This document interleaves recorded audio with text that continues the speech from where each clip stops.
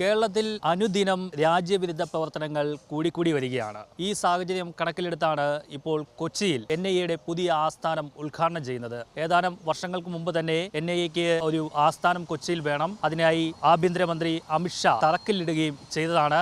ഏതായാലും ഈ മാസത്തോടു കൂടി ഈ NIAയുടെ കൊച്ചി ആസ്ഥാനം പ്രവർത്തിക്കും. അമിത്ഷാ തന്നെ ആയിരിക്കും ഉദ്ഘാടനം ചെയ്യുക എന്നാണ് നമുക്ക് മനസ്സിലാക്കാൻ കഴിയുന്നത്. ഈ കാണുന്ന കളമശ്ശേരി മെഡിക്കൽ കോളേജിന് സമീപമുള്ള കെട്ടിടത്തിലായിരിക്കും ഈ NIAയുടെ കൊച്ചി ആസ്ഥാനം പ്രവർത്തിക്കുക. അത്യാധുനിക അന്വേഷണ നിരീക്ഷണ സംവിധാനങ്ങളോടെയാണ് പുതിയ ഓഫീസ് ഇവിടെ ആരംഭിക്കുന്നത്.